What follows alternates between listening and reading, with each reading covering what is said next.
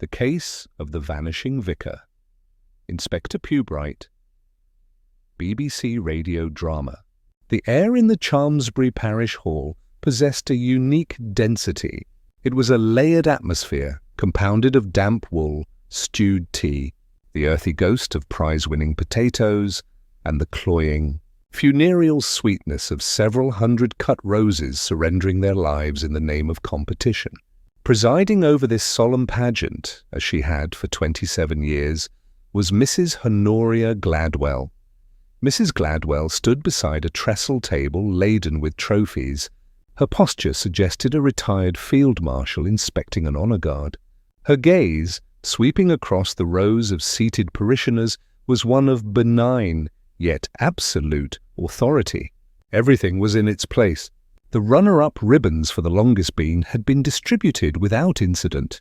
The prize for most lugubrious marrow had been accepted with appropriate humility by Mr. Gosling from the allotments. All that remained was the climax of the afternoon, the awarding of the Chalmsbury Challenge Cup for Best Rose in Show. It was 3 minutes past 4 o'clock. The Reverend Alastair Finch was 3 minutes late. Mrs. Gladwell did not consult her watch. A lady of her standing absorbed the time through a kind of social osmosis. She could feel the lateness.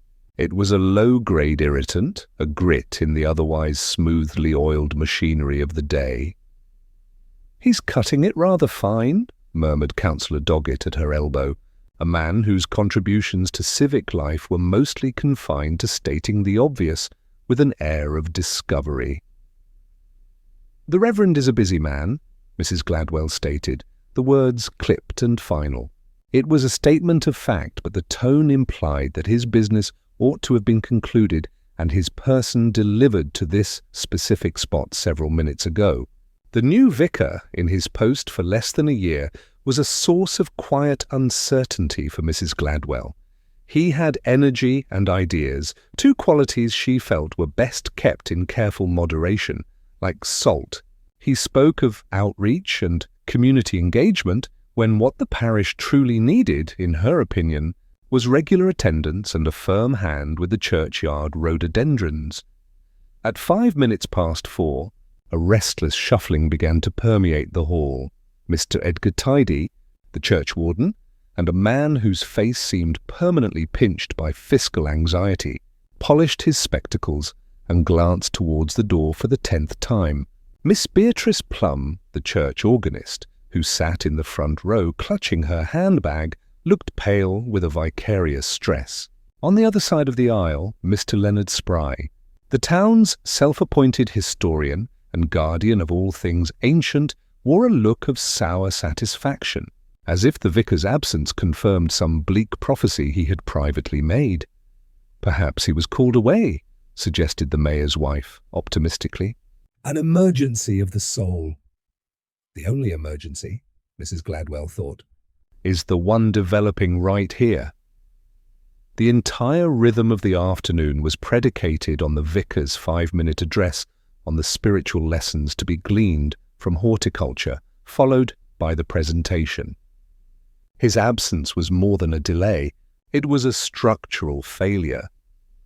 At 10 minutes past 4, Mrs. Gladwell came to a decision. Order, once compromised, had to be restored with swift and decisive action. She would not allow the annual flower and vegetable show to descend into a shambles of tepid tea and aimless chatter. She took half a step forward, a subtle movement that nonetheless silenced the hall. Her voice, when it came, was not loud, but it carried the unopposable weight of long-held command. "It appears our dear vicar, Reverend Finch, has been unavoidably detained," she announced. The phrase "dear vicar" was delivered with the same warmth one might use for a faulty but essential household appliance. "In order to not keep you all from your Sunday evenings, I shall do the honours myself." A ripple of something, relief, surprise, a fresh wave of gossip to be dissected later, passed through the room. This was a departure from Scripture, a subversion of the natural order. But it was also a solution, and Chalmsbury prized solutions. With a thin, triumphant smile, Mrs. Gladwell picked up the gleaming silver cup. She read the name of the winner, a name she already knew, having been the head judge. "The Chalmsbury Challenge Cup," she declared, her voice ringing with restored certainty, "is awarded for the 5th consecutive year to Gladwell's Glory." She held the cup aloft for a moment before turning to place it beside the magnificent deep crimson rose that bore her name. It was a perfect bloom, its victory a foregone conclusion. As polite applause filled the hall, Mrs. Gladwell allowed herself a moment of satisfaction. The day had been saved, and yet a small unanswered question hung in the tea-scented air, as noticeable to a connoisseur of civic order as a weed in a prize-winning flower-bed. The Reverend Finch was a man of impeccable habits and punctuality. For him to be detained was unusual. For him to be detained without sending a message was, in a town like Chalmsbury, practically an act of rebellion. The vacancy on the stage was filled, but the larger vacancy remained. Where precisely was the vicar? Like pollen on a breeze, the news of the vicar's non-appearance drifted out of the parish hall and settled upon the town.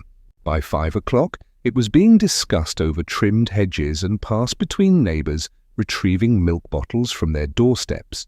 By past, it had reached the ears of Mrs. Pringle at the Crusty Loaf, who, while bagging a white tin loaf, offered the opinion that the Reverend had likely suffered a turn.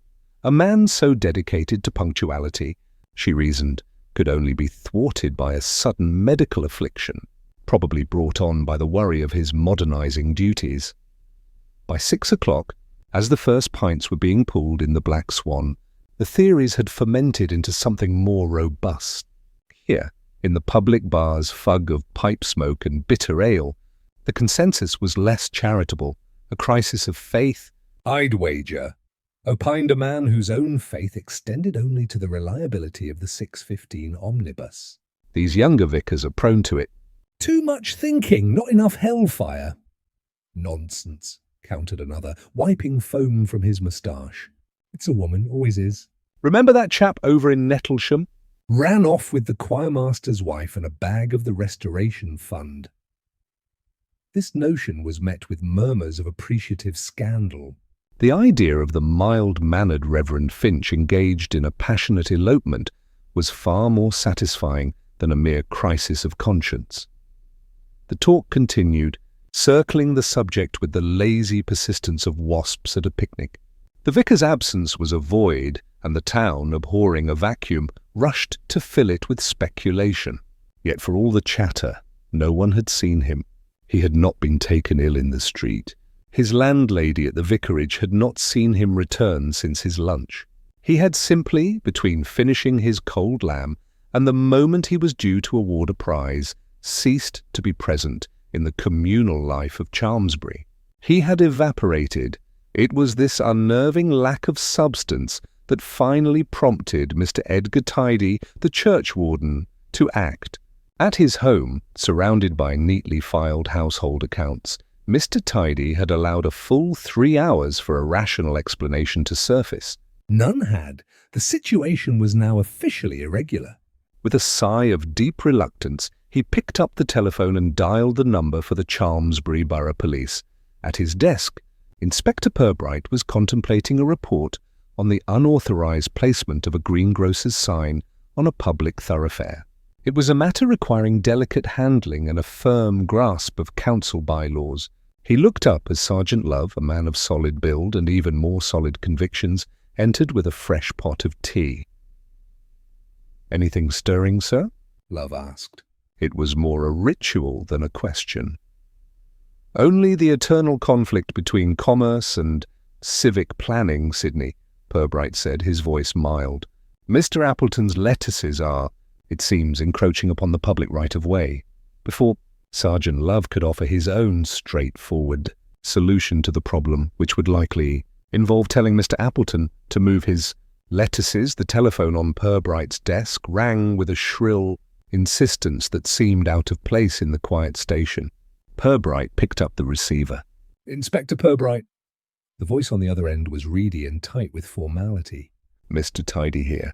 Edgar Tidy, churchwarden of St. Jude's. I am calling, Inspector, on a matter of some delicacy. Pubright settled back in his chair. He was familiar with Mr. Tidy. Delicacy was his default setting. Go on, Mr. Tidy. It concerns the Reverend Alastair Finch. He has failed to materialize. Mr. Tidy made it sound as though the vicar were a tardy delivery of parish newsletters.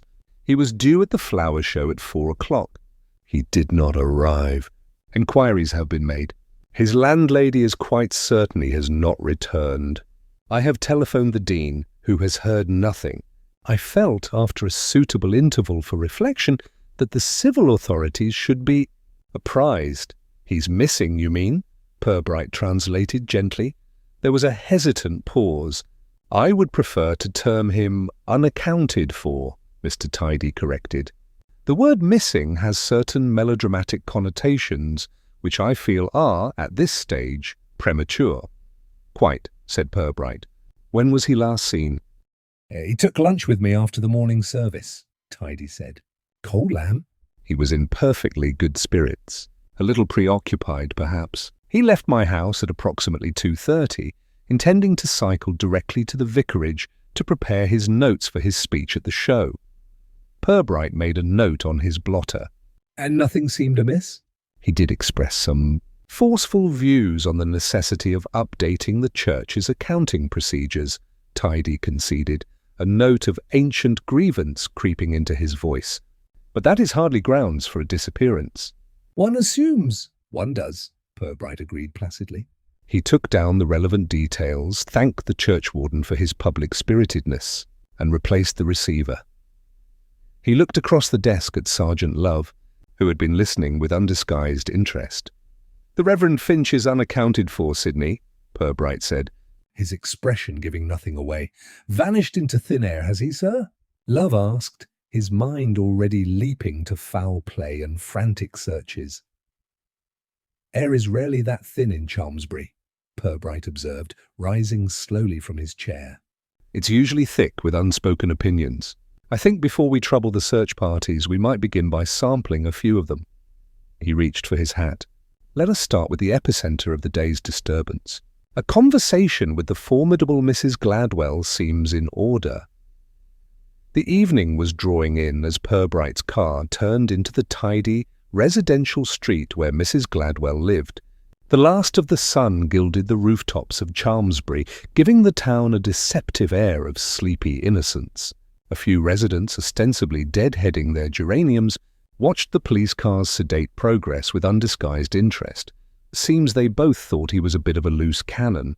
Sir, Sergeant Love offered, summarizing his understanding of the case so far. One with the parish traditions, the other with the parish funds. A loose cannon. Sidney makes a great deal of noise, Pubright murmured, pulling up outside a house with a perfectly manicured lawn and a front gate painted a precise, unforgiving shade of black. The Reverend Finch, by all accounts, was quiet. It is the quiet disruptions that often prove the most profound.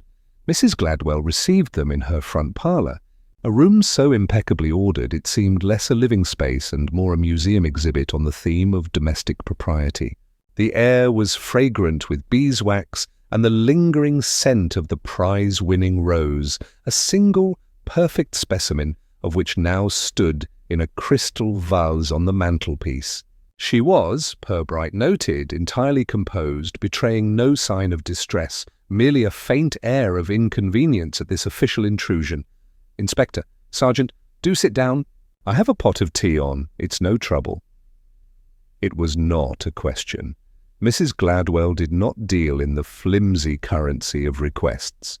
She issued statements of intent. You're very kind, Pubright said, taking a seat on a chintz armchair whose cushions seemed reluctant to yield.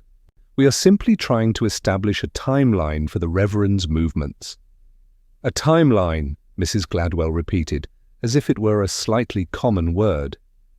She returned with a silver tray and poured the tea with a steady hand.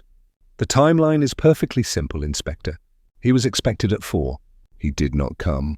The timeline, as you call it, simply stopped. It is most unlike him.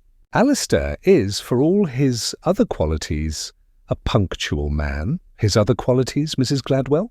Pubright prompted gently, accepting a cup. She gave a small, considered sigh, the kind reserved for discussing a well-meaning but difficult relative. He's an enthusiast, terribly keen. He arrived here with a binder full of ideas. Youth clubs, community coffee mornings, interactive services. All very laudable, I'm sure, but he sometimes fails to appreciate the rhythm of a place like Chalmsbury. Tradition, Inspector, is not merely nostalgia. It is the mechanism by which a community functions smoothly. One tampers with it at one's peril, and he was tampering with it? He was proposing changes, she corrected, with a subtlety that was itself a form of accusation. He felt the flower show, for instance, needed livening up. He suggested a tombola. Can you imagine? She paused, allowing the horror of the suggestion to settle in the room. I explained to him that the flower show is not a fete. It is a serious competition, a standard-bearer for the town, I see, said Pubright. And did you speak with him today? Not since the service this morning. We exchanged a brief word about the arrangements. He seemed perfectly normal. A little distracted, perhaps, but that was his way when he was mulling over one of his projects. She took a delicate sip of tea. If you ask me, Inspector, and I suppose you are, I expect there is a simple explanation. He has forgotten another appointment, or has gone for one of his long, rambling bicycle rides to clear his head, and has simply lost track of the time. He lacks a certain sense of occasion. The interview concluded with more polite assurances. Mrs. Gladwell had been helpful, composed, and had painted a clear picture of a vicar whose modern zeal had put him at odds with the town's established order. As she showed them out, Pubright glanced back at the perfect rose on the mantelpiece. It was a beautiful, formidable thing, bred for victory and intolerant of imperfection. Their next call was to the home of Mr. Edgar Tidy. Where Mrs. Gladwell's house was a shrine to aesthetic order, Mr. Tidy's was a fortress of clerical procedure. The small study smelled of old paper and weak lemon squash. Ledgers were stacked on the desk with geometric precision. Mr. Tidy, unlike Mrs. Gladwell, was visibly agitated. He perched on the edge of his chair, his hands clasped so tightly his knuckles were white. It's the lack of communication I find so troubling, Inspector. If there has been an emergency, a telephone call would have been the proper course of action. If it is a personal matter, a note should have been left. The parish accounts for this quarter are due for audit, and I cannot sign them off without his final approval. The entire system is compromised. You mentioned you had lunch with him, Pubright said, steering the conversation back. You said you had a forceful discussion? A robust exchange of views, Tidy clarified quickly, his face pinching. The Reverend felt that a portion of the Bell Tower Restoration Fund, a fund established by Legacy, Inspector, for a very specific purpose, could be reallocated, as he put it, to purchase a projector and screen for his youth group. I explained in no uncertain terms that this was not merely irregular, but a dereliction of our fiduciary duty. He was insistent. He was passionate, Mr. Tidy conceded. He believed it was more important to invest in the living fabric of the church than in its dead stones. His words, I found them deeply regrettable. We did not part on bad terms, you understand, but the matter was left unresolved. He was to review the trust deeds this afternoon before we met again later in the week. Pubright absorbed this. 2 pillars of the church, both with profound, if polite, disagreements with their vicar. One over the soul of the town's traditions, the other over the sanctity of its finances. So in your opinion, Mr. Tidy, what has happened to him? The church warden wrung his hands. He is a good man, Inspector, but he is not a man of details. He is driven by impulse. It is entirely possible that he became so consumed with this funding issue that he has gone to the diocesan office in Chalmsworth to plead his case without a thought for his other duties. It would be just like him to pursue a notion, regardless of the disruption it causes to the timetable. Leaving Mr. Tidy's house, Sergeant Love looked perplexed. So he's either lost track of time on his bike, or he's run off to the head office to complain about the accounts. They both seem to think he's just wandered off. They do, Sydney, Pubright agreed, starting the car. They have both provided us with a perfectly plausible, non-criminal explanation for the vicar's absence. Each explanation, you will note, also happens to neatly validate their own particular conflict with him. It makes him out to be a bit unreliable. Sir, quite, said Pubright, his eyes on the darkening street. It's always convenient when a missing man's character can be tailored to fit the theory. The question is, who is holding the needle and thread? The Monday morning dawned grey and businesslike, bringing with it a sense of officialdom. The vicar's absence, which had been a topic of Sunday evening speculation, was now a matter of fact, a problem to be addressed. A uniformed constable had made a cursory check of the vicarage and the church grounds, finding nothing more sinister than a leaky gutter. In his office, Pubright reviewed the constable's report, a document whose sole achievement was to confirm that the Reverend Finch was not in any of the most obvious places he was supposed to be. Mrs. Gladwell and Mr. Tidy, Sergeant Love observed, pouring tea with his customary deliberation. They both make him sound like a man who'd just forget where he was meant to be. Flighty, in a way. They have provided us with a character sketch, Pubright corrected gently, that conveniently absolves them of any serious concern. They suggest a man whose disappearance is his own fault. It's a very neat and self-serving piece of psychology. There was that other business, sir, Love said, consulting his notebook. The row in the market square. Last Tuesday. Several people mentioned it. The local historian, a Mr. Leonard Spry. It was about the church pews. Ah, yes, said Pubright. The bedrock of the Anglican faith. Tell me about Mr. Spry. Lives alone. Spends all his time in the records office or writing letters to the local paper about fallen milestones and the incorrect dating of hedgerows. Regarded locally, Love added, choosing the word with care, as an eccentric. A man with a passion is often mistaken for an eccentric, Sydney. Let's afford him the courtesy of hearing his side of the argument. Leonard Spry lived in a small, terraced house, overflowing with the past.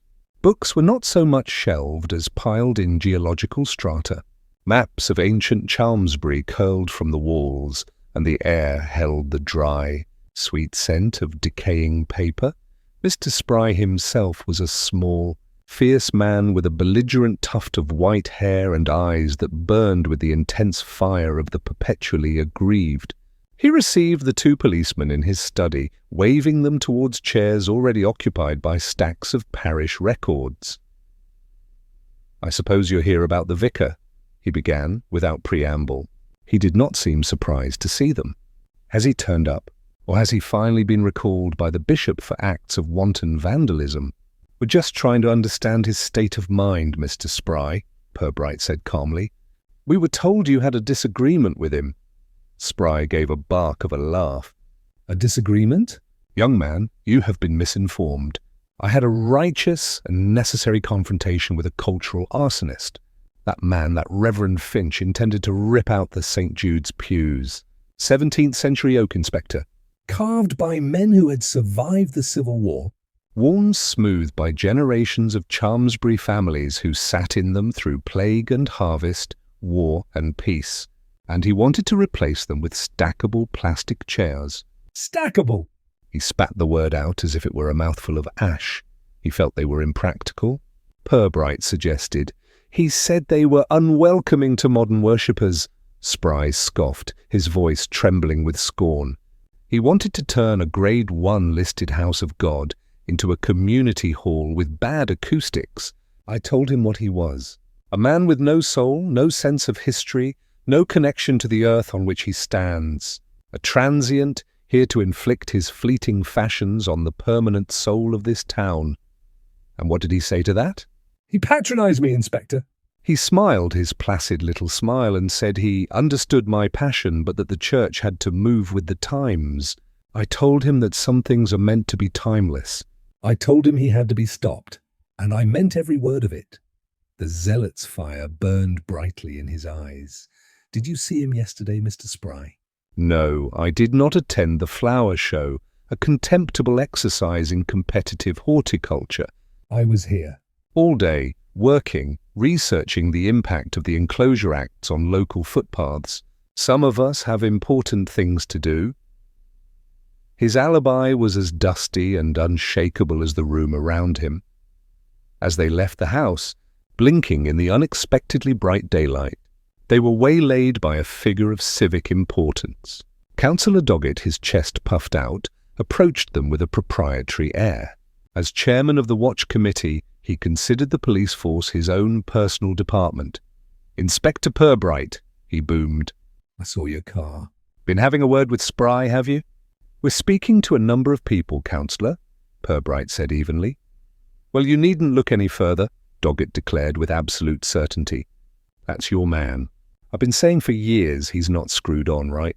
Obsessed with his books and his history." It was only a matter of time before he snapped. "This business with the pews has likely sent him over the edge. Find out where he's hidden the poor vicar and we can all get back to normal." He nodded, as if closing the case file himself. A swift resolution is what the town needs. He bustled off, leaving a wake of unassailable self-confidence. Pubright and Love walked back to the car. "He seemed quite certain, sir," said Love. "And Spry didn't deny he wanted to stop him. He's passionate enough, that's for sure." Pubright opened the car door and paused before getting in. "He is, Sidney, but passion of that sort is a bonfire. It roars and spits and draws a great deal of attention to itself." He settled into the driver's seat, his expression thoughtful. "I find myself wondering if we should be looking for a bonfire, or for the quiet, methodical work of a frost. Let us go to the church." "Sidney," Pubright said, his quiet tone interrupting Sergeant Love's thoughts on the satisfying simplicity of Leonard Spry's guilt. "We have listened to the people. Now let's observe the place." A man's habits often leave a clearer trace than his conversations. The grounds of St. Jude's were an oasis of calm. Ancient yew trees stood sentinel over leaning headstones, and the gravel path crunched under their feet with a sound that seemed to measure out the centuries. They called first at the vicarage, a modest brick house tucked behind a hedge of unruly lavender. The vicar's landlady, a flustered woman named Mrs. Gable, confirmed what they already knew. The Reverend Finch had left for his lunch with Mr. Tidy and had not returned. His room was tidy, his bed was made, and a book of modern poetry lay open on his nightstand. There was no note. "Nothing was out of place. He was a man of such routine, Inspector," she said, wringing her hands in her apron. "Always back by 3 on a Sunday to prepare. For him to miss the flower show. It's as if the church clock had decided to strike 13. Pubright thanked her for her time, and they walked back towards the solid stone mass of the church itself. It stood impassive, its weathered grey stone holding the secrets of the town within its thick walls. They walked the perimeter, their footsteps silent on the soft grass. It was behind the squat, square extension of the north transept that they found it. Leaning neatly against the stone wall was a black bicycle. It was an old-fashioned, sturdy machine with a leather saddlebag and a small silver bell on the handlebars. Its tires were fully inflated. Its chain was oiled. There was not a speck of mud on its frame. "Well," said Sergeant Love, stating the obvious with a certain satisfaction. "Here's his bicycle." He gave it a professional once-over. No sign of a struggle. "Hasn't been knocked over." "It's propped up right against the crypt door." Pubright looked at the door. It was low, arched, and made of thick, dark wood, bound with iron straps. A large, rusty-looking keyhole was its only feature. He tried the handle. It was, as expected, securely locked. Above it, a stone lintel was deeply carved with the words, "Domus mea domus orationis," "My house is a house of prayer." So he rode here, leaned his bike against the wall, and went. Somewhere, Love deduced. Perhaps he locked the crypt and then someone gave him a lift. Or he went for a walk across the fields to clear his head, like Mrs. Gladwell said. Perhaps, Pubright said, his gaze not on the crypt door or the bicycle as a whole, but on one small, specific point. He moved closer, his eyes narrowed in concentration. He rode here from Mr. Tidy's house, a journey of perhaps half a mile on well-paved roads. He was on his way to an important civic function at which he was a guest of honour. A function held indoors? Yes, sir, Love agreed, waiting for the point. Pubright didn't look at him. He was focused entirely on the bicycle's worn leather saddle. Resting in the slight indentation, stark against the dark, cracked leather, was a single object. It was a petal, not a crushed, wind-blown piece of detritus, but a perfect whole petal of the deepest crimson, its texture like velvet. Curious, Pubright murmured, more to himself than to his sergeant. He carefully took out a clean handkerchief and, using his fingertips as if handling a priceless artifact, gently lifted the petal. He held it in his palm. It was flawless. Just a petal, sir, Love offered helpfully. Could have blown here from anywhere. The whole town's full of roses for the show. This isn't just any petal, Sidney, Pubright said softly, his voice holding a new note of quiet interest. Look at the colour, the size, the complete absence of any blemish or insect damage. It hasn't been lying on the ground. It is pristine. He looked up from the petal, his gaze distant. Hey, did you happen to notice the winning entry in the best rose category yesterday? Sergeant Love, who prided himself on his memory for facts, searched his mental files. I did, sir. Big affair. Mrs. Gladwell won it. Again, a very dark red rose she had. Flawless, you might say. Indeed, Pubright said. He knew the name of the rose. Everyone in Chalmsbury did. It was as famous as the church spire. Gladwell's glory. He carefully folded the handkerchief around the small piece of evidence. He did not offer a theory. He did not point a finger. He simply stood in the quiet churchyard, looking from the heavy, locked door of the crypt to the crimson petal resting in his hand. The bonfire of Mr. Spry's rage seemed a very long way away. This was something else entirely. This was quiet, deliberate, and perfectly composed. Pubright drove away from the church with the slow, deliberate care of a man who was in no particular hurry. Beside him, Sergeant Love was silent, but his thoughts were practically audible. They had a physical clue, a petal from the prize rose, found at the last known location of the missing man, a location inextricably linked to the prize winner herself. To Sergeant Love's mind, the path of investigation had narrowed to a beautifully straight, well-lit avenue leading directly to Mrs. Gladwell's front door. A single petal is a curious thing. "Sidney," Pubright said, as if sensing his subordinate's impatience. "It has no roots. It tells you it was there, but not how it arrived, nor why it stayed. It is an effect, not a cause." "Seems a pretty big effect to me, sir," Love ventured. "Perhaps. But before we focus on one particular bloom, it might be wise to survey the rest of the garden. There are others who spend a great deal of time at St. Jude's, people who observe the daily comings and goings. People like the church organist, Miss Plum?" Love sounded doubtful. "She looks as if a strong wind would send her into a panic." "The timid are often the most observant," Pubright noted. "They have to be. It's a matter of self-preservation. Miss Beatrice Plum lived in a small cottage that seemed to be held together by climbing roses and sheer force of will. The interior was a reflection of its owner, neat, precise, and trembling on the verge of fragility. A collection of tiny porcelain birds perched on the mantelpiece, their glass eyes gazing out with cheerful vacancy. Miss Plum herself received the inspector and his sergeant with a fluttery anxiety, her hands worrying the fabric of her cardigan. "Inspector." "Oh my goodness, is there news of the Reverend?" she asked, her voice thin and reedy. "Not yet, Miss Plum," Pubright said in a tone of gentle reassurance. "We're just hoping to learn a little more about his routines, his state of mind. You saw him several times a week, I imagine." "Oh, yes. Choir practice on Thursdays, and of course on Sundays." He was always so encouraging." He said my Bach preludes were uplifting. He was a kind man. Her eyes misted over slightly. So terribly kind. Pubright allowed a respectful silence before continuing. Did he seem his usual self last week? At choir practice, for instance?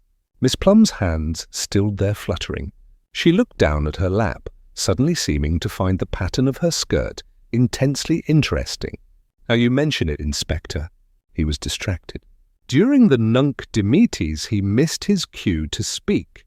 Unheard of. He seemed burdened. Burdened by what, do you think? She hesitated, her natural timidity warring with a clear desire to be helpful. It's gossip, really. I shouldn't. But I was in the vestry after the service on Thursday, sorting the sheet music. The door was ajar. Reverend Finch was talking with Mr. Tidy. Pubright waited. He did not press, letting the silence draw the story out. It was their tone, she went on, her voice dropping to a near whisper. It was quite sharp. Mr. Tidy can be very particular, you know, especially about money. And the Reverend? He wasn't being his usual placid self. He was most insistent. Insistent about what, Miss Plum? She swallowed, a nervous tick in her throat. I couldn't hear it all. But I did hear the Reverend say quite clearly, "The numbers simply do not align, Edgar. There is a discrepancy."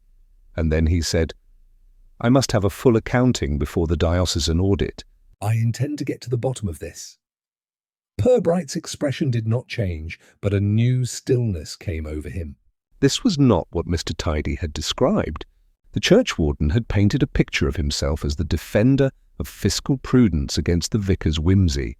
He had entirely omitted any mention of a discrepancy discovered by the vicar. And Mr. Tidy? What was his reply? He sounded very flustered. He said the Reverend was mistaken, that he was misreading the columns. He said it was a simple misunderstanding that could be easily rectified. But the Reverend said he had an appointment to go over the books with him yesterday afternoon. On the Sunday? After lunch? He said they would clear it up then. The appointment Mr. Tidy had also failed to mention. An appointment the Reverend Finch had never arrived to keep. "This is very helpful, Miss Plum," Pubright said, his voice still gentle. "You've been very clear." "I do hope it doesn't cause any trouble," she fretted. "Mr. Tidy is a pillar of the community." But the Reverend seemed so very worried. It wasn't like him at all. As they walked back to the car, Sergeant Love was frowning in concentration, the neat lines of his investigation now inconveniently blurred. "So the vicar wasn't arguing about spending money, sir? He was worried about money that was already spent?" "Or missing?" "So it would seem, Sidney," Pubright said. And Mr. Tidy didn't say a word about it. He made it sound the other way round. That gives him a motive, doesn't it? To stop the vicar from looking at the books? It provides a compelling reason for wishing the Reverend Finch to be occupied elsewhere yesterday afternoon, Pubright allowed, opening his car door. But what about the rose petal? Love protested, the beautiful simplicity of his earlier theory now in ruins. That points to Mrs. Gladwell. Pubright started the engine, the quiet rumble of the motor filling the peaceful lane. "Yes, it does," he said thoughtfully. "We have a petal that suggests one person and a financial discrepancy that suggests another. One is a matter of aesthetic pride, the other of fiscal propriety. Both are considered matters of the utmost gravity in a town like Chalmsbury." He put the car into gear. "It seems our solo performance is turning into a duet. The question is, are they playing in harmony, or is one of them trying to drown the other out?" By Tuesday, the vicar's disappearance had hardened from a fluid piece of gossip into a solid, intractable fact. A search of the local woods and waterways had been conducted with a conspicuous lack of enthusiasm and had yielded, as Pubright had anticipated, nothing. The case file on his desk remained stubbornly thin, containing a handful of statements that agreed on only one thing. The Reverend Finch was a man who, in his own quiet way, had managed to disturb the peace of Chalmsbury long before he vanished. Pubright was rereading Miss Plum's tremulous account of financial discrepancies when the telephone rang. It was Mr. Tidy, and his voice was several degrees tauter than it had been during their previous encounter. "Inspector, You must come to the church at once. There has been a development of a most irregular nature. They found him in the vestry, standing guard over a large wooden collection plate, as if it contained a venomous snake. The plate, which normally held a modest assortment of coins and the occasional folded banknote, now contained a single, crisp white envelope. Mr. Tidy was pale. "I was counting the Sunday takings," he explained, his voice hushed with the gravity of the discovery. "We were all so distracted on the day it was overlooked. I brought the plates in here for safekeeping. I have only just begun the tally, and I found this." He pointed a trembling finger at the envelope. It was simply lying there. On top of the offertory, Pubright picked up the envelope. It was of good quality cream paper, unmarked and unsealed. Inside was a single sheet of matching paper, folded once. On it were 2 short typewritten lines. The typeface was clean, the letters perfectly aligned, the work of a modern and well-maintained machine. Sergeant Love read the message over. "Purbright's shoulder. The pastor is attending to a private retreat. He asks for no disturbance. A donation will be made to church funds to compensate for any inconvenience." Love blinked. A private retreat? What in blazes does that mean? "It means," said Mr. Tidy, his voice cracking with indignation, "that someone has put a highly improper, anonymous communication in the house of the Lord. It's an outrage." Pubright, however, was studying the note with a quiet, almost academic interest. He was not looking at the message so much as the language. "There is no demand, Sidney," he observed softly. "No threat." "This is not a ransom note." "It's a hands-off note, sir," Love translated, "telling us to stop looking." "More than that," Pubright murmured, his gaze fixed on the last sentence. "Read it again. A donation will be made to church funds to compensate for any inconvenience." "What does that sound like to you?" "Sounds balmy, sir." "It sounds," Pubright said, "like a letter from a dissatisfied customer to a department store. It's the language of commercial transaction. It addresses the vicar's absence not as a tragedy or a crime, but as a scheduling difficulty, an administrative hiccup for which financial recompense is offered." He looked around the quiet vestry. "Mr. Tidy, where is your typewriter?" "In my study at home, Inspector." "A brand new Imperial. A retirement gift from my old firm. And Mrs. Gladwell?" "Honoria," Mr. Tidy said, the use of her first name a small betrayal, "is the secretary of the parish council. She has a very modern electric machine. For the minutes." Pubright carefully folded the note and placed it back in its envelope, which he then slid into an evidence bag. The neat, impersonal lettering seemed to mock the dusty sanctity of the vestry. It was a cold, rational intrusion into a world of faith and passion. The passionate fury of Leonard Spry, the man who spoke of cultural arson and timeless souls, seemed utterly alien to the mind that had composed this message. This was the work of a manager, not a zealot. Someone went to the trouble of typing this, bringing it to the church, and placing it in the collection plate to be found, Pubright mused. They did not post it to us. They made it part of the church's own machinery. Why? To make it look like it came from someone on the inside, Love suggested. Or perhaps because the person who wrote it is so deeply ingrained in the church's routines that it seemed the natural, proper way to deliver a message, Pubright countered. They are not shouting from the outside, Sidney. They are issuing a memo from within. They left Mr. Tidy polishing the now empty collection plate with a troubled, vigorous energy. The discovery had unsettled him profoundly, an unwelcome deviation in his world of balanced ledgers. Back in the car, Sergeant Love shook his head in bafflement. So we have a polite kidnapper who promises to pay for the trouble they've caused. I've never heard of anything like it. It suggests our person is not motivated by greed or revenge or any of the usual passions, Pubright said, his eyes on the slow-moving traffic of Chalmsbury's High Street. Their motive appears to be order. They perceived the vicar as a disruptive element. They have removed him.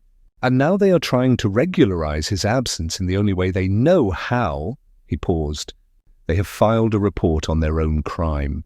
The question is, which of our tidy-minded acquaintances has a soul that runs on the logic of a balance sheet?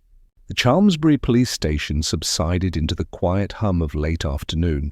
The sounds of the town outside, the closing of shop shutters, the rumble of the evening bus, were muted by the thick stone walls. Sergeant Love, having filed his report with a diligence that bordered on artistry, had departed for his tea, leaving Inspector Pubright alone in the gathering dusk. On his desk, under the green-shaded lamp, lay the two exhibits that constituted the entirety of the physical case: a single, perfect rose petal sealed in a cellophane bag, and a sheet of expensive paper bearing a message of bizarre civility. Pubright poured the last of the tepid tea from the pot. It was a time of day he favoured, when the machinery of the law paused for breath, and a man had a moment to think. He was not, he reflected, investigating a crime in the conventional sense. There had been no violence, no theft, no obvious malice. What had occurred was something far more peculiar to a place like Chalmsbury. It was an act of extreme management. The Reverend Alistair Finch had not been attacked. He had been tidied away. He considered his small cast of characters not as suspects, but as custodians. Each was a guardian of a particular type of order, and it was the vicar's crime to have threatened all of them. There was Leonard Spry, the guardian of historical order. To him the town was a sacred text, written in stone and oak, and the vicar was a vandal scribbling in the margins. But Spry's methods were loud. He fought with letters to the editor, with public declamations, with the righteous fury of the true believer. A bonfire, Pubright had called him. The cold, typed anonymity of the note felt entirely wrong for a man of such incandescent passion. Then there was Edgar Tidy, the guardian of financial order. His universe was a ledger, his morality a balanced sheet. To Tidy, the vicar's casual attitude to designated funds and his discovery of a discrepancy was a heresy that threatened the very foundations of his world. The language of the note, cool, transactional, offering compensation for inconvenience, was a dialect Tidy would understand perfectly. It framed the removal of a man as a regrettable but necessary line item in a larger budget of parish stability. It was plausible. It was neat, and finally there was Honoria Gladwell, the guardian of social order. She was the architect of the town's public life, the conductor of its complex, unwritten symphony of tradition and propriety. The vicar, with his ideas and his enthusiasm, was a discordant note that threatened the entire performance. Her world was one of aesthetics and control, where the appearance of effortless order was maintained by rigorous, unseen effort. The petal, a fragment of her own cultivated perfection, placed her at the scene. And the note? While its tone was more financial than social, the underlying sentiment, the desire to smooth over a disruption, to manage an unseemly situation with a firm, administrative hand, was entirely in keeping with her character. Pubright leaned back in his creaking chair, the evidence before him, the petal and the note, one the symbol of passionate, disciplined beauty, the other a symbol of cold, disciplined procedure. They seemed to point to different people, or at least different motives. Yet he was beginning to see that they were not so different after all. They were two expressions of the same fundamental force, the obsessive need for control. In Chalmsbury, passion was not expressed through grand, messy gestures. It was channeled into the cultivation of a perfect rose, the maintenance of a perfect ledger, the execution of a perfect public event. The crime, he concluded, was not born of hatred for the Reverend Finch. It was born of a deep, abiding and utterly ruthless love for the status quo. The vicar was a weed in a prize garden, a miscalculation in a vital account, an unscripted interruption in a formal ceremony. And someone, with a resolve bordering on the fanatical, had simply corrected it. They had weeded, erased, and edited the vicar out of the public narrative, and were now attempting to file the paperwork to make it official. The lamp hummed. Pubright slowly gathered the 2 evidence bags. A plan was beginning to form in his mind, not of accusation, but of inquiry. The culprit was a creature of profound, ingrained habit and order.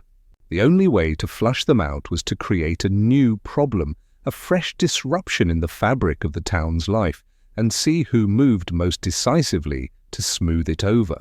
It would have to be a polite, almost casual test, but one aimed directly at the precise nature of their obsession. He rose and switched off the light, leaving the office in darkness. The hunt was no longer for a criminal, but for the town's most dedicated and most ruthless administrator. On Wednesday morning, Inspector Pubright became, for a few hours, a model of civic cooperation. He telephoned 3 pillars of the St. Jude's community and invited them to a brief but important meeting. The Chalmsbury Borough Police, he explained in his reassuringly calm voice, had prepared a new advisory leaflet. It was entitled Church Security and the Preservation of Parish Property. In light of recent events, he felt a preliminary consultation with key stakeholders would be most beneficial. As bait, it was exquisitely tailored. The phrase church security ensured the attendance of Mr. Tidy, the anxious church warden.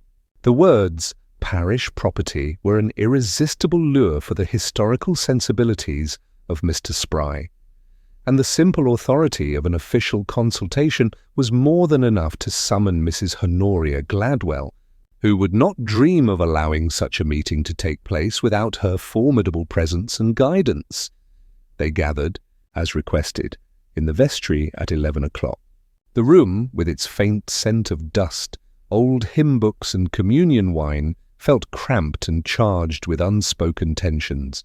Sergeant Love stood by the door, a solid and silent presence, while Pubright sat at the central table, on which were placed a neat stack of draft leaflets and a small, brown evidence bag. "Thank you all for coming," Pubright began, his tone that of a mild-mannered bureaucrat. "The recent unfortunate situation with the Reverend Finch has highlighted certain procedural vulnerabilities. We must ensure our historic buildings are secure." Mr. Spry grunted. "Secure them from their own vicars, you mean?" "Padlock the pews." Mrs. Gladwell shot him a look of pure acid. This is a serious matter, Leonard. "Not an opportunity for your usual grievances." "It's a matter of keys, primarily," Pubright continued smoothly, forestalling the argument. Who has them, where they are kept? "These old church locks are not simple things." He gestured vaguely towards the door. "Take the crypt, for example. The vicar's bicycle was found right beside it. Locked, of course." He paused and reached for the small evidence bag, from which he produced a single, unremarkable-looking key. It was a standard cylinder lock key for a modern bicycle lock. He placed it on the table next to the leaflets. "Our search of the area yesterday turned this up in the grass nearby," he said, the statement a masterpiece of casual invention. "We believe it to be the key to the Reverend's bicycle lock. It seems he intended to secure his bicycle before whatever happened. Mr. Tidy leaned forward, peering at the key. "A relief, then, that he was being security-conscious," Mr. Spry snorted in derision, uninterested in such modern contraptions. Pubright let his gaze drift across the 3 faces, but it was Mrs. Gladwell he was watching. For the briefest of moments, her mask of imperious calm slipped. It was not a flicker of guilt or fear. It was a flicker of pure, unadulterated confusion. Her eyes narrowed slightly as she looked at the key on the table, a tiny frown line appearing between her brows. The key did not fit. It was a detail that made no sense, a stray fact that disrupted the narrative she held in her head. She, who prided herself on knowing every detail of a plan, had been presented with one she could not account for. The reaction lasted less than a second before her features smoothed back into a mask of polite interest. But Pubright had seen it. He let the moment pass. "Of course, that's a simple modern lock," he went on, his voice still placid. "The one on the crypt door is another matter entirely." A magnificent piece of ironwork. It must be terribly difficult to get a duplicate key cut for a lock like that. He turned his full attention to the churchwarden. You hold the only other key to the crypt, I believe, Mr. Tidy, apart from the master set which the Reverend himself holds. All eyes in the small room shifted to the anxious treasurer.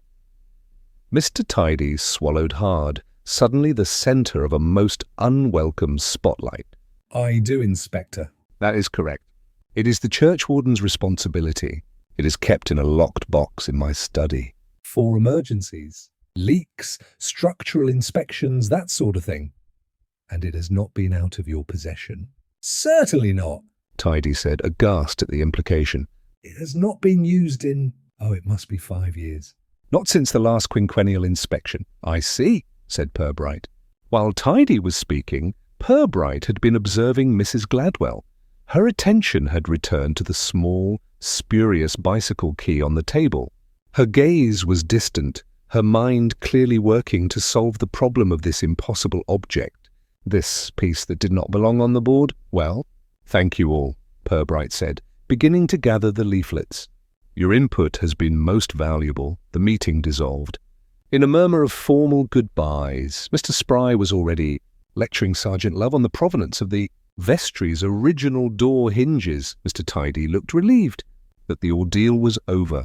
Mrs. Gladwell gave Pubright a stiff, regal nod and departed, her back ramrod straight. Pubright and Love walked out into the watery midday sun of the churchyard. I'm not sure I follow what that was all about, sir, Love confessed. We know Tidy has the other key. What did that prove?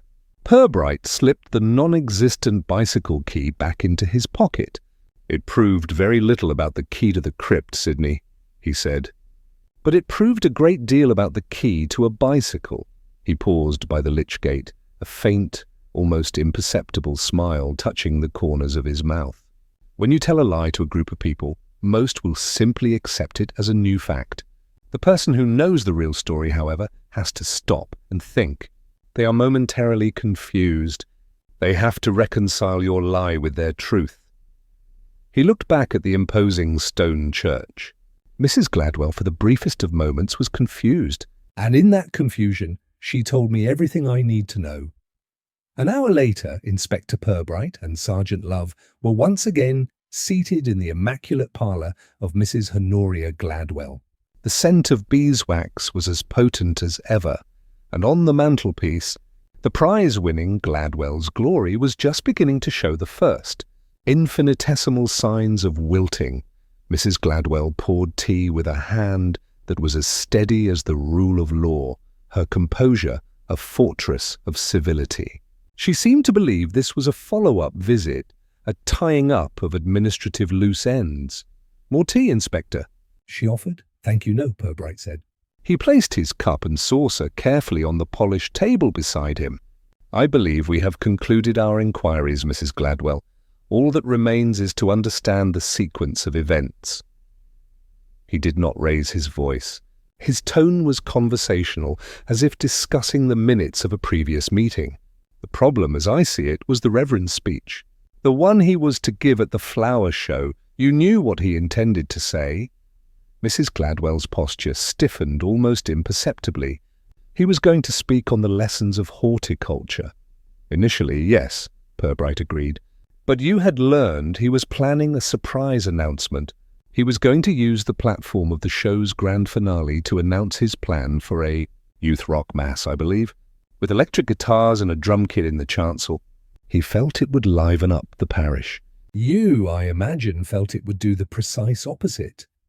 The silence in the room was absolute. Mrs. Gladwell stared at the inspector, her face a pale, still mask. You could not allow that to happen, Pubright continued softly. It would have been a public embarrassment, a tear in the social fabric you have worked so diligently to maintain. You saw it as your duty to intervene. Not out of malice, but for the good of the parish, for the preservation of order. He let the motive hang in the air, a perfectly reasonable if extreme position. So you formed a plan, a simple, practical plan. You knew he would be cycling from Mr. Tidy's house to the vicarage, and that his route took him past the church. You were waiting for him. You were carrying your rose, of course, ready for its moment of triumph at the show. Sergeant Love watched, mesmerized. This was not an interrogation. It was a quiet, relentless reconstruction. You intercepted him, Pubright went on. You told him there was an urgent problem, something that required his immediate attention as vicar. A sudden, alarming patch of damp on the wall of the crypt, perhaps. Something that sounded both serious and plausible. He was a conscientious man. He would have felt obliged to inspect it at once. Pubright paused. He would have leaned his bicycle against the crypt wall. He wouldn't have locked it. Why would he? He was with you, a pillar of his church, and he was only going to be a moment. He followed you into the crypt to look at this fictitious damp patch. And when he was inside, you stepped out, pulled the heavy door closed, and turned the key. It was all very simple, non-violent. He was not harmed. He was merely detained, long enough for the flower show to proceed without his disruptive announcement. He leaned forward slightly. The plan was almost perfect. But perfection is a fragile state. As you walked away, a single petal from your prize rose, disturbed by the movement, detached itself and came to rest on the bicycle's leather saddle. A tiny, unplanned piece of evidence. And then there was my little lie this morning. The vicar never intended to lock his bike, did he, Mrs. Gladwell? That is why you were so confused when I produced a key for a bicycle lock. It was a detail that did not belong. It was a fact that contradicted the absolute truth of your own experience. He sat back. The rest followed logically. You intended to let him out that evening, after a few hours of quiet reflection. But then Mr. Tidy called the police. An official investigation. It had escalated beyond your control. You panicked. You needed to stop us searching to provide an explanation. So you went to the parish council office, used the typewriter, and composed a note. A memo, really. The language was your own, formal, administrative, offering compensation for inconvenience. You placed it in the collection plate, the most official repository you could think of. For a long time, Mrs. Gladwell said nothing. The fortress of her composure was breached, but it had not fallen. Her teacup rattled faintly in its saucer as she placed it down. He wouldn't listen, she said at last, her voice low and brittle, but without a trace of remorse. I warned him. I told him this town has its ways. Its dignities. He spoke of progress. What he meant was chaos. The noise, the indignity of it all. Someone had to protect the parish from his enthusiasm. It was a necessary measure. And the key, Mrs. Gladwell? Pubright asked, his voice still gentle. The key to the crypt. Her defeat was not in tears, but in a slow, weary sigh. The energy that had sustained her for days seemed to drain away, leaving a tired, unyielding woman in a silent parlour. She rose, walked to a small writing bureau, and from a locked drawer produced a large, ancient iron key. She did not hand it to Pubright. She placed it on the table, next to the imaginary bicycle key he had spoken of. The scene at the church was one of quiet absurdity. Under a sky the colour of slate, Pubright inserted the great key into the lock of the crypt. It turned with a deep, grating groan of disuse. He and Love pulled the heavy door open. For a moment there was only darkness and the smell of damp earth and decay. Then a figure emerged, blinking in the pale light. The Reverend Alastair Finch was covered in a fine grey dust. His hair was festooned with cobwebs, and his face wore an expression of profound, righteous indignation. He was unharmed, but his dignity was in tatters. He glared at his rescuers, his eyes adjusting to the daylight. "It is an absolute disgrace," he announced, his voice hoarse. "The damp down there is appalling. It's a breeding ground for mildew, and I have been without a single cup of tea for 3 days. The uncharitable act, once exposed, was dealt with not by the full majesty of the law, but by the quiet, inexorable machinery of Chalmsbury's social code. A formal charge of unlawful imprisonment would have necessitated a trial, newspaper reports, and a degree of public unpleasantness that was simply unthinkable. After a lengthy and very private conversation between Inspector Pubright a chastened Reverend Finch, and a hastily summoned archdeacon with a face like a worried hawk, a more suitable arrangement was reached. Justice, it was agreed, could take many forms. A week later, a small notice appeared on the 3rd page of the Chalmsbury Gazette. It stated that Mrs. Honoria Gladwell, after decades of tireless public service, was stepping down from her positions on the parish council, the flower show committee, and the altar guild due to a sudden and severe case of nervous exhaustion. The town received this news with solemn, knowing nods. To be declared exhausted in Chalmsbury was a final, unarguable verdict. It was a social death sentence delivered with the utmost politeness. Mrs. Gladwell retired behind the unforgiving black gate of her home and was seen henceforth only on brief, purposeful trips to the butcher. The Reverend Alistair Finch, having recovered from his ordeal with the help of several dozen cups of tea and a new electric heater for the vicarage, seemed a changed man. His sermons, once peppered with calls for renewal and outreach, now tended to focus on the quieter virtues of patience, tradition, and contemplation. His 3 days in the crypt appeared to have given him a profound and lasting appreciation for the status quo. The planned youth rock mass, and indeed the electric guitar that had been purchased for it, were never mentioned again. Life in the town resumed its comfortable, placid rhythm. The brief disruption was smoothed over, absorbed into the local mythology as that business with the vicar. The truth was never officially spoken, but it settled into the collective consciousness, a shared secret that was all the more powerful for being unsaid.